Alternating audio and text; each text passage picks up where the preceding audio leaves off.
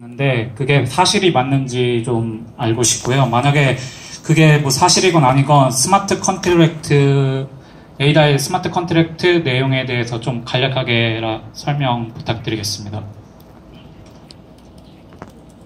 Yes, that's a great question. So we're real excited about it. So what we've done is we've taken the Ethereum Classic client that for Ethereum Classic in Scala, we forked it and we modularized it. We tore out the virtual machine and we put in the K framework, something that's the heart of our smart contract philosophy.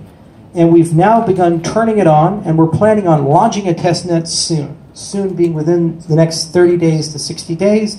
It's hard to predict the exact date. As soon as we have it, we'll put a timer on Cardano roadmap. Now, what is this testnet all about? The testnet is about launching two testnets at the same time. One is a copy of Ethereum running the K EVM.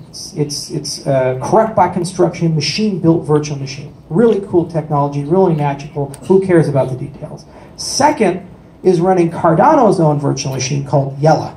Now this virtual machine is about a year in development. We built it out of University of Illinois.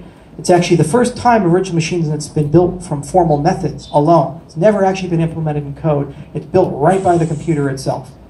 And what we're going to do is build a Solidity compiler, so you can take Solidity contracts and compile them to the KEVM, and take them and compile them to Yella.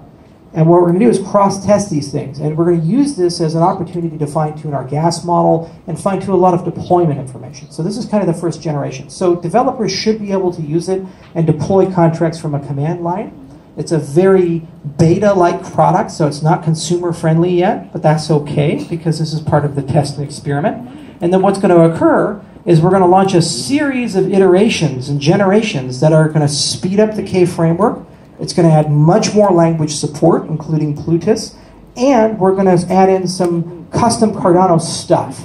And eventually we're going to get to a good enough threshold that we're going to wire on a sidechain to that and connect it to the network we've already deployed. Then you can write a smart contract, deploy it to that system, take your ADA, send it to the control layer, and use it to fuel smart contracts. Or you can issue ERC20 tokens on the system, whatever you guys want. You'll have your own programming languages. Now, the commitment we're making at IOHK is we're compatible one-to-one with Ethereum. So when we launch this system, you as an Ethereum developer now get a choice. Do you want to continue living in the slow, expensive, and insecure Ethereum world? Or do you want to come to the fast, secure, wonderful Cardano world with your same code, tools, and technology? That's your decision. Can't make it for you, but I know what I would make if I was in your position.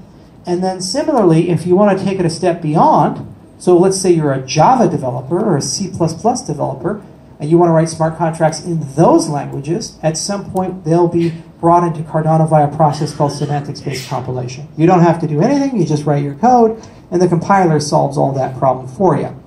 And if you're really concerned about security, you can write it in our own in-house language we constructed called Plutus.